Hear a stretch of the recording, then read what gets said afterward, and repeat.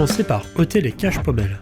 Votre porte d'entrée est équipée de pommelles 3D pour un réglage simplifié, en largeur, en hauteur, en compression. Pour manœuvrer la porte de manière optimale, nous vous conseillons un jeu d'environ 4 mm entre l'ouvrant et le dormant.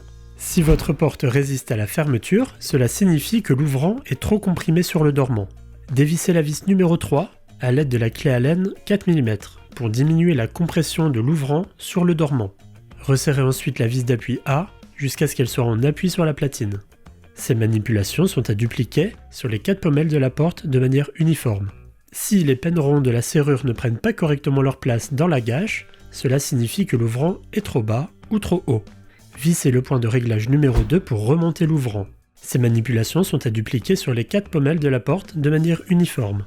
Pour un fonctionnement idéal de la serrure, le jeu latéral entre la gâche et la serrure doit être d'environ 4 mm. Si ce jeu n'est pas respecté, vous rencontrerez des difficultés à la fermeture. Vissez ou dévissez le point de réglage numéro 1 pour déplacer l'ouvrant latéralement. Ces manipulations sont à dupliquer sur les 4 pommelles de la porte de manière uniforme. L'ensemble de ces réglages doit être vérifié par votre installateur lors de la pose. Il se peut que ces réglages nécessitent des ajustements dans le temps en fonction des usages et des saisons. Pour une sécurité optimale, votre porte d'entrée est munie d'une serrure automatique multipoint dotée de 2 crochets, 2 penne-verrous et un penne dormant. Lors de la fermeture de la porte, les déclencheurs haut et bas se positionnent en face des aimants sur la gâche.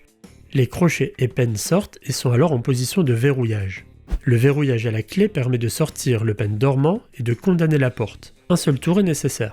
Si votre porte est munie d'une poignée, il vous suffit de manœuvrer celle-ci pour l'ouvrir, ou d'utiliser la clé au cylindre. Si votre porte est munie d'un bâton de tirage ou d'une poignée intégrée, utilisez la clé au cylindre pour ouvrir la porte. Votre porte d'entrée est munie d'une gâche filante améliorant la sécurité et la performance de celle-ci. Notez que si votre porte est munie d'un bâton de tirage ou d'une poignée intégrée, la clé est nécessaire pour ouvrir la porte de l'extérieur.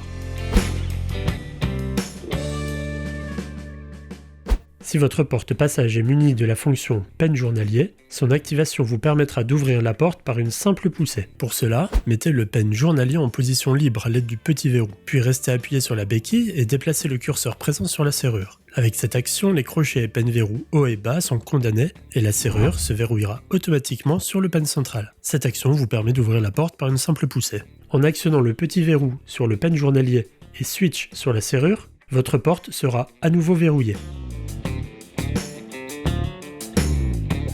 Si votre porte ne se ferme pas naturellement, cela signifie que la gâche centrale est trop comprimée et ou la compression côté pommelle est trop forte.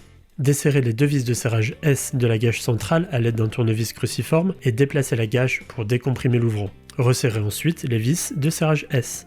Votre porte d'entrée est munie d'un joint ouvrant dormant à longue lèvre qui offre une excellente étanchéité à l'air. Si toutefois vous constatez un léger passage d'air, vous pouvez comprimer davantage la gâche centrale. Desserrez les 2 vis de serrage S de la gâche centrale à l'aide d'un tournevis cruciforme et déplacez la gâche pour comprimer l'ouvrant. Resserrez ensuite les vis de serrage S. Il est à noter qu'un déréglage des gâches hautes ou basses n'empêche pas la condamnation de la porte. Si vous constatez une trop grande amplitude de mouvement de l'ouvrant côté serrure, les gâches hautes et basses sont trop comprimées et les crochets ne s'intègrent pas dans la gâche. Desserrez la vis de serrage S sur la gâche concernée, ici la gâche basse, et dévissez les 2 vis excentriques E à l'aide d'une clé Allen de 2 mm afin de décomprimer la gâche. Resserrez ensuite les vis de serrage S.